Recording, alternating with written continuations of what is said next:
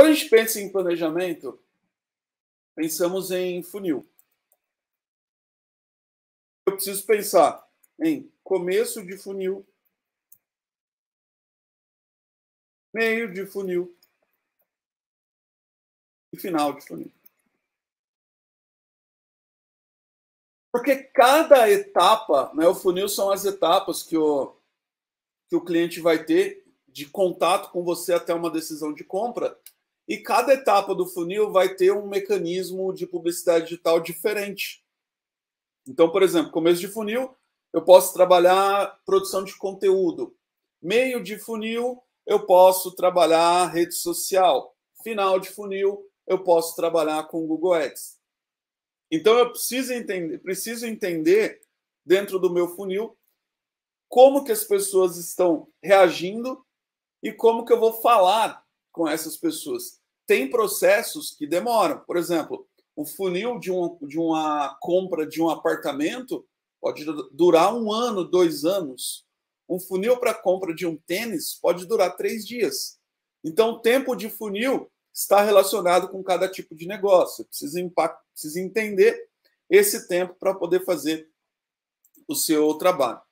Então, quando a gente fala de começo de funil, nós estamos falando de pessoas que podem um dia comprar de você. Para essas pessoas, você vai produzir conteúdo. E aí a gente usa muito blog.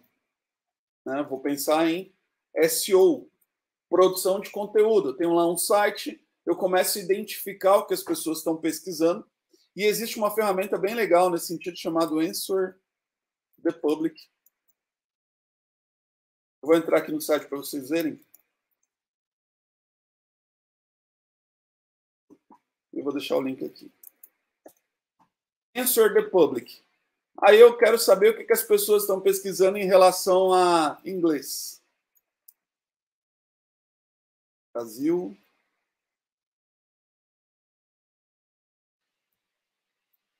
Português.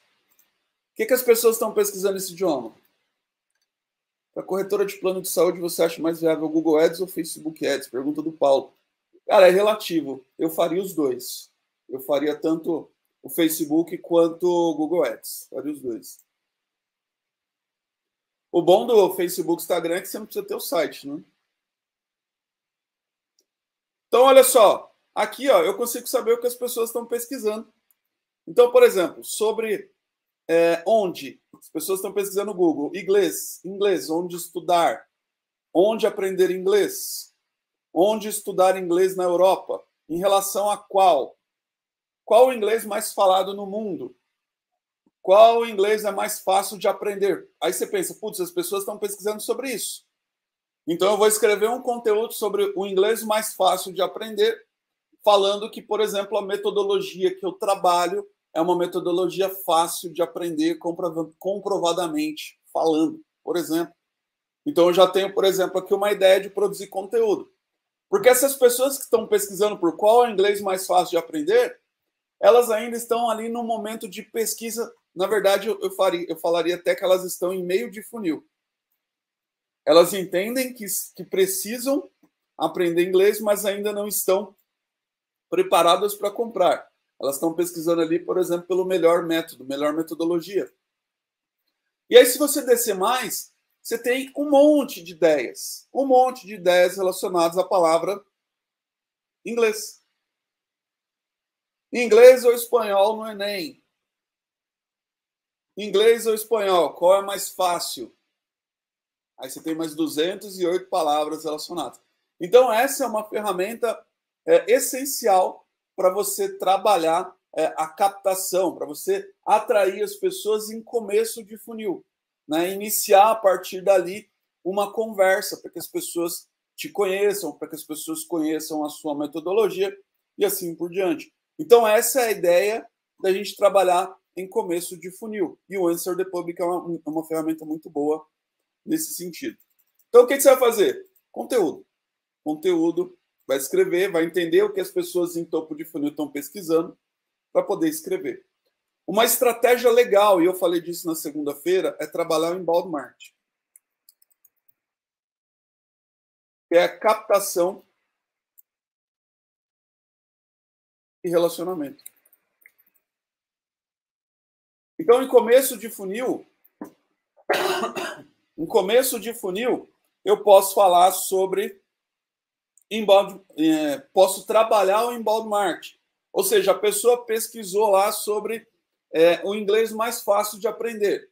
Aí eu gero para ela ali um e-book, né, um livro digital, ela cai na minha base, na minha ferramenta de e-mail marketing, e a partir daquela ferramenta eu começo a mandar conteúdo para ela com o intuito de engajar, com conteúdo, com o intuito de fazer com que ela me conheça, principalmente no caso de serviços, porque você precisa fazer com que as pessoas te conheçam para aí sim, a partir desse conhecimento, eles gerarem uma estima e você entregando valor para essas pessoas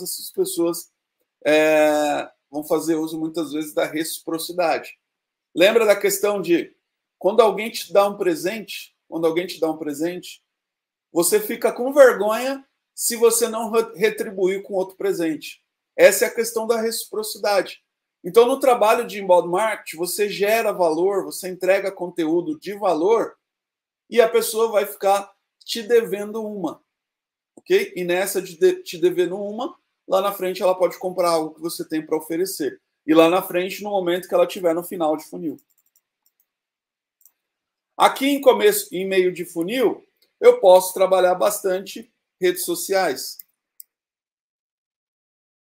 Captação de leads. Então, eu vou fazer uma captação de leads com o intuito de me relacionar e gerar negócio, né? Que foi o caso da pergunta aqui do Paulo. Eu trabalho com plano de saúde, eu posso captar leads em meio de funil, né? Uma pessoa aí que, sei lá, de repente já está pensando sobre plano de saúde, aí eu vou lá, capto, entro em contato, converso, mostro todas as possibilidades e tudo mais, e aí lá no final ela fala, eu vou comprar, e aí nesse caso ela vem para final de funil. Aqui na final de funil a gente usa muito Google Ads, rede de pesquisa. Então, em termos de planejamento, você poderia dividir dessa forma. Começo de funil, vou impactar com conteúdo. Porque começo de funil, muitas pessoas não vão comprar. Então, não adianta eu investir muito em Facebook, investir muito em Google, porque a taxa de conversão, a taxa de geração de negócios é baixíssima. A partir do meio de funil, essa taxa começa a melhorar. Tá? Então, eu posso fazer um planejamento para entender como que eu vou atuar nos diversos meios do nosso funil de vendas. Tá? Então, é importante entender o nosso funil. Tudo que eu estou falando aqui é estratégico.